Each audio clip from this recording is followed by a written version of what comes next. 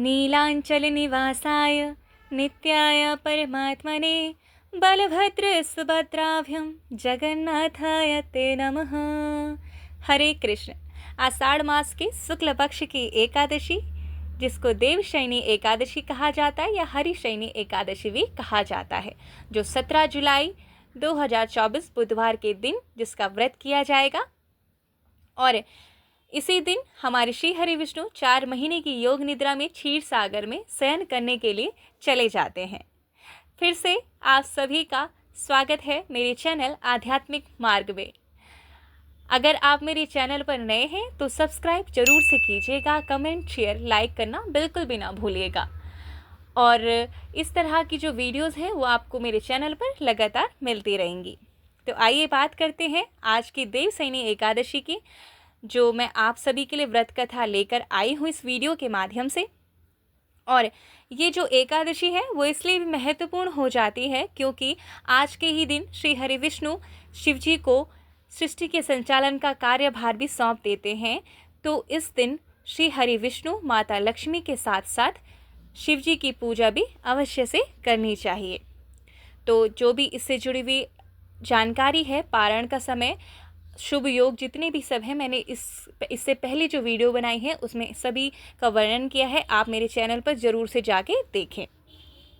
तो ज़्यादा देरी ना करते हुए हम देवशयनी एकादशी व्रत कथा का आरंभ करते हैं, जिसमें धर्मराज युधिष्ठिर जो हैं वो श्री कृष्ण से पूछते हैं कि हे भगवान, आषाढ़ मास के शुक्ल पक्ष की एकादशी का क्या नाम है और उस दिन कौन से देवता की पूजा होती है तथा उसकी विधि क्या है, सो विस्तार पूर्वक कहिए।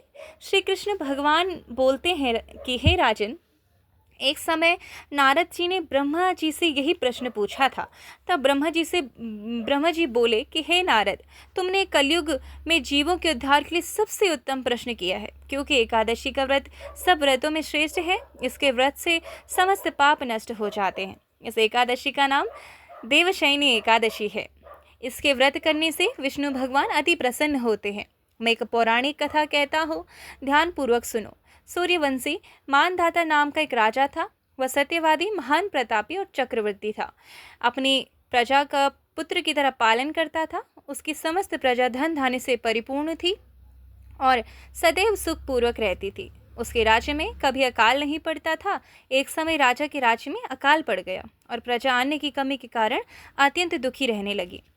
राज्य में यज्ञ होने बंद हो गए। एक दिन प्रजा राजा के पास जाकर प्रार्थना करने लगी कि हे राजन, समस्त विश्व की सृष्टि का मुख्य कारण वर्षा है। इसी वर्षा के अभाव से राज्य में अकाल पड़ गया है और अकाल से प्रजा मर रही है। हे राजन, आप कोई ऐसा उपाय बतलाइए जिससे हम लोगों का दुख दूर हो। इस पर राजा मानधाता बोलते हैं कि आप लोग ठीक कह रहे हैं। वर्षा के न होने से आप लोग बहुत दुखी हैं। राजा के पापों के कारण ही प्रजा को दुख भोगना पड़ता है। मैं बहुत सोच विचार कर रहा हूँ, फिर भी मुझे अपना कोई दोष नहीं दिखलाई दे रहा।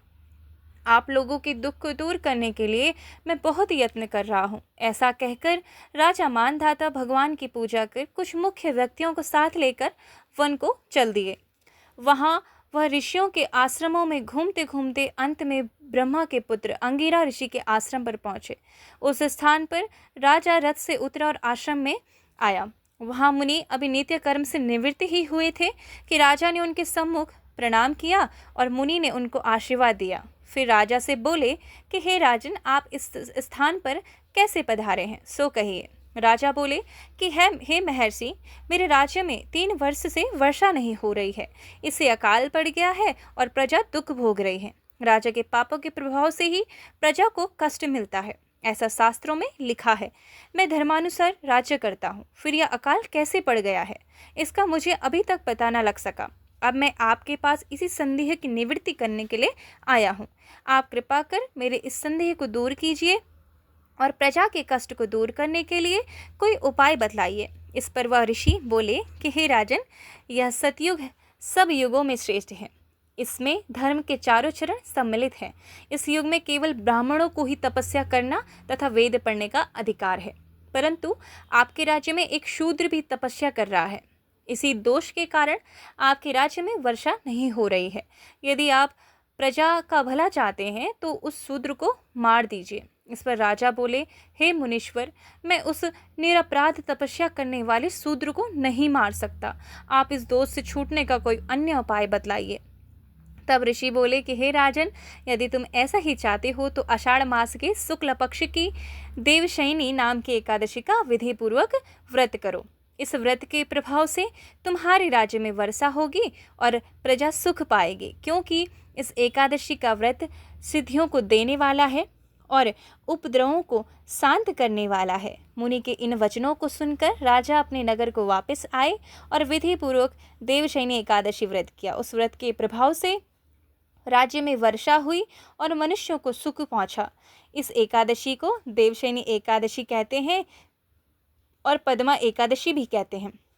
इस व्रत के करने से विष्णु भगवान प्रसन्न होते हैं, अतः मोक्ष की इच्छा रखने वाले मनुष्यों को एकादशी का व्रत अवश्य करना चाहिए। और इसी के बाद से चतुर्मास्य व्रत भी एकादशी के व्रत से शुरू किया जाता है। अर्थात जैसे मैंने पहले बताया कि इसी एकादशी के बाद हमारे श्री हरि विष्णु जगन्नाथ पालनकर्ता नारायण योग निद्रा का आश्रय लेकर क्षीर सागर में शयन करने के लिए चले जाते हैं, तो 4 महीने के बाद ही देव उठनी एकादशी के दिन वह उठते हैं। श्री हरि इसी तरह आप सभी पर कृपा बनाए रखें और आपकी हर मनोकामना को पूर्ण करें। श्रीमन नारायण।